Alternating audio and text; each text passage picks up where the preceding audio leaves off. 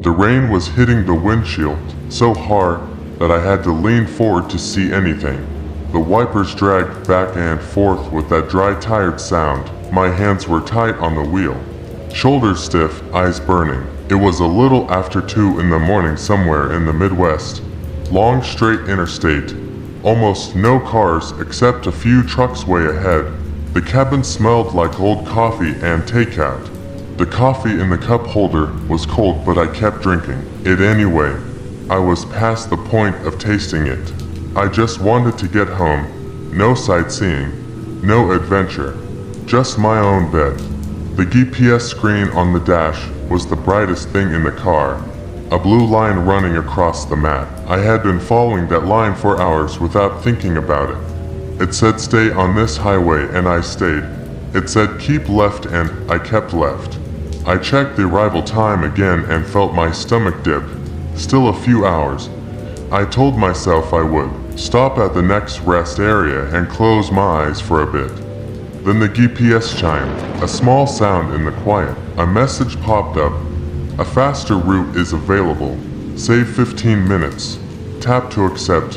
A thin branch appeared on the map, cutting away from the highway, running straight over a blank patch. No towns, no side roads, nothing.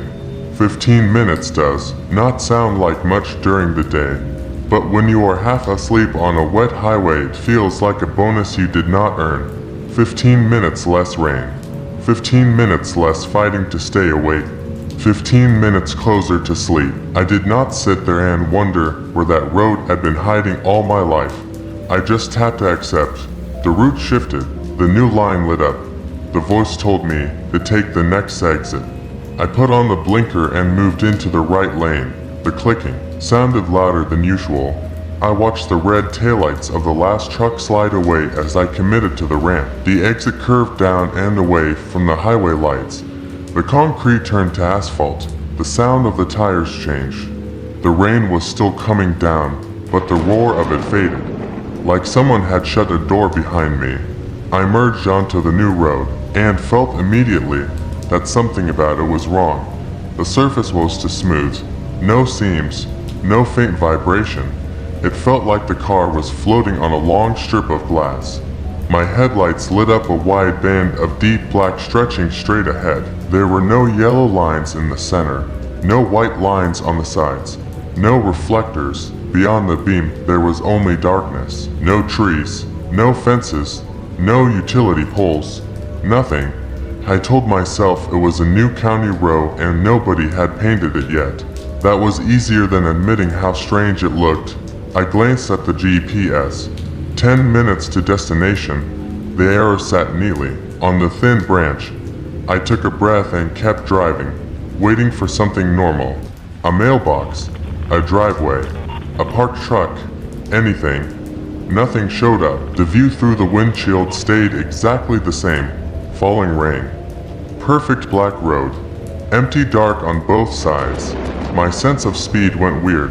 The needle on the speedometer climbed past 60, past 70, but my body did not feel it. Without trees or signs whipping past, there was nothing for my brain to measure. I checked the GPS again. Still 10 minutes to destination. I checked the clock on the dash. To 12. I drove what felt like another 10 minutes. Checked again, still 10. The clock said to 16. The odometer had moved. The fuel gauge needle sat exactly at half a tank. It had not twitched since I left the highway. I stared at it long enough to make my eyes water. Waiting for the smallest shift, it stayed pinned. A cold feeling slid down my back. I reached for the radio just to feel connected to something. I turned it on. The station I had been listening to was gone, replaced by a low hiss. I hit seek. The tuner ran through the band. Every stop sounded the same. Empty static. No music. No voices. No commercials. I shut it off and the silence that came after felt thick and heavy. I told myself I was being stupid and that the answer was simple. Turn around and go back to the interstate. Deal with the extra time. I eased off the gas and pressed the brake, waiting for that familiar sense of weight shifting. the tires grabbing wet pavement. The car slowed, but it felt off, smooth and flat, like someone was quietly dragging a slider down on a video. No pull from the seatbelts, no sense of momentum. I came to a stop in the middle of that flawless black road and just sat there. The wipers kept moving. The rain kept sliding down the glass. But outside everything looked still. I rolled the window down a crack. Cold air pushed in, but it did not smell like wet plants or wet dirt. It smelled thin and stale, like air in a closed office. I checked the mirror. Behind me, my own taillights lit the road for a short distance and then gave up. Beyond that was pure black. No faint orange glow from highway lights. No distant headlights. Staying still felt worse than moving. So I turned the wheel slowly and made a tight turn right there on the spot. The headlights swung over more perfect, black surface and nothing else. No ditch, no shoulder, no field, just road. I lined up in the opposite direction and pressed the gas. The car moved. The GPS map rotated politely so the arrow stayed on its branch. 10 minutes to the destination. Still there like it had been printed on. I drove until my right leg ached and my chest felt tight. The clock stayed onto 16. The fuel gauge stayed on half. The odometer climbed like it was the only part of the car still obeying normal rules. I finally snapped and yelled. Just one raw sound at first and then a string of curses. The noise bounced around the cabin and died. It did not feel like it went anywhere. It just hung in the stale air. That was when I saw something ahead. At first it was just a darker shape in the rain. Then the light caught chrome and glass. The outline of another car sitting off to the right side of the road. As I got closer, I eased off the gas without thinking. My eyes locked on the shape ahead. It was definitely a car, parked off to the right as if there was a shoulder even though I had not seen one before. My headlights washed over it, a silver sedan, water running off the windows, exhaust puffing from the tailpipe. The engine was running. The interior lights were on. I rolled my window down and cold air pushed in. I called out, asking if they were all right. My voice sounded small in all that empty space. Nothing answered, only the steady idle and the soft hiss of rain. Leaving someone alone out here went against every habit I had from years on the road. So I pulled closer and put the car in park. I stepped out into the cold. The air felt thin, like there was less of it than there should be. I walked up to the driver's side window and looked in. My stomach dropped. The dashboard glowed. The radio display was lit. The GPS in that car showed the same blue line and the same 10 minutes to destination message. A drink sat in the cup holder. A jacket lay on the passenger seat, but the driver's seat was empty. The whole car was empty. No sign of anyone. No door left open. No bag half grabbed. Just a running car with nobody in it. I backed away without meaning to, my eyes following the road ahead. Now that I was out of my own car, I could see more shapes through the rain, parked in a loose bow along the black strip. I walked toward the next one because I already knew what I would find and could not stop myself from checking. A dark pickup, engine humming, heater on, warm fog on the inside of the glass. No driver. A minivan. Dashboard lights on. A kid's movie playing on a small screen in the back. Bright colors flickering over empty seats. Grocery bags on the floor. No family. An old work van. Tools in the back. Coffee cup in the holder. Phone charger plugged in. Nobody behind the wheel. Every vehicle was the same. Running. Warm. Mid-errand. Mid-trip. No broken glass. No skid marks. No sign of panic. Just missing people. The row of idling cars stretched into the dark as far as I could see. I stood there in the rain with my heart hammering and finally my brain caught up. The frozen clock.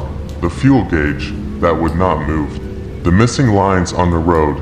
The dead radio. The never-changing 10 minutes. This was not a road between places. It was some kind of dead space where things that did not fit got dropped. A bad calculation. A route that should not exist, but somehow does. The people who took this shortcut had been pulled out of the system. Their cars left here, still running on a loop. I turned back toward my own car, still pointed down that impossible road, still the only one with a person in it. Fear hit me so hard my legs felt weak. I walked fast, almost running. I slid into the driver's seat and slammed the door, hit the lock out of reflex. My hands shook on the wheel. Before I could shift into gear, the GPS screen flared white. The light washed across the cabin. The voice that had sounded calm all night spoke again, slowed down and dragged low. "You have arrived," it said. The engine died. The vents went quiet. The small lights on the dash went out. Only the headlights stayed on, bright and sharp, pointed straight ahead. The silence inside the car was worse than any noise. I could hear my own heartbeat. I looked up and saw what the headlights were lighting. There was a door standing in the center of the road. A plain white interior door with a brass handle and a simple frame. No wall around it. No building. Nothing to explain it. Just a door standing on the black surface. Every part of me wanted to deny it. Doors do not just appear on empty roads, but there it was, solid and raw. Part of me wanted to stay in the car and refuse the choice, to sit there until something normal happened. But the temperature inside was dropping fast. I could see my breath.